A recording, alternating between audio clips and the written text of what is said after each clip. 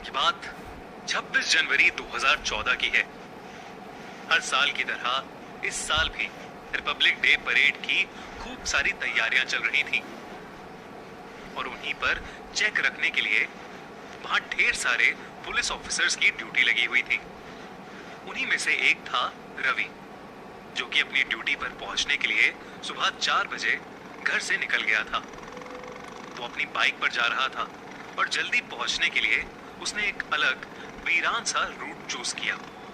वो कुछ ही दूर पहुंचा था कि उसने देखा कि रोड के बीचों बीच एक छोटी बच्ची बैठी थी और सड़क पर पेंसिल घिस रही थी। रवि को यह देखकर बहुत अजीब लगा, पर फिर भी उसने अपनी बाइक रोकी और बच्ची से पूछने लगा कि उसके पेरेंट्स कहाँ हैं। वो बच्ची रवि की बातें अनसुनी करके बहुत अजीब तरीके से पेंसिल घिसे ही जा रही थी। रवि ने अपनी घड़ी में टाइम देखा और रियलाइज किया कि वो लेट हो रहा है, तो वो वापस बाइक पर जाकर बैठ गया। पर जैसे ही वो मुड़ा, उसके होश उड़ गए। वो बच्ची अब वहां नहीं थी। रवि ने आसपास नजर भी घुमाई, पर वो उसे दूर दूर तक कहीं नहीं दिखी। उसे कुछ समझ नहीं आ रहा था, फिर भी वो सब भूलकर अपनी ड्यूटी के लिए निकल गया।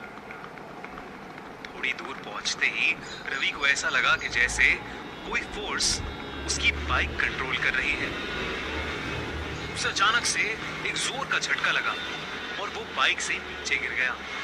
उसकी बाइक दूर जाकर एक पेड़ से टकरा गई। रवि जैसे तैसे हिम्मत करके उठा। उसे अचानक लगा कि जैसे उसके पीछे कोई खड़ा है। वो पीछे मुड़ा तो उसने देखा कि वही बच्ची रवि के पीछे बैठी थी और सड़क पर पेंसिल घिस रही थी। उसका आधा मुंह रुंधा हुआ था, जिसमें से हल्का हल्का खून बह रहा था और वो बहुत डरावने तरीके से सड़क की तरफ देखे जा रही थी। उस लड़की को देखकर रवि के रोंगटे खड़े हो गए। तभी वो बच्ची उठी और रोड की दूसरी तरफ भागी और अचानक ही एक ट्रक उसके आर पार हो गया। ये देखकर रवि की पूरी तरह चीख निकल गई। पर हैरानी की बात तो ये थी कि जब ट्रक वहां से गुजर गया तो वहां उस बच्ची का नामो निशान नहीं था। रवि बुरी तरह घबराया हुआ उठा और अपनी बाइक उठाकर सड़क से जल्दी से निकल गया।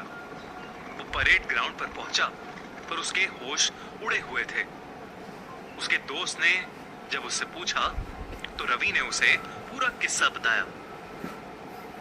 उस दोस्त ने रवि को बताया कि बहुत वक्त पहले उस रोड पर एक 7 साल की बच्ची ट्रक के नीचे आकर मर गई थी और तब से कई लोगों ने एक बच्ची को उस सड़क पर देखा है।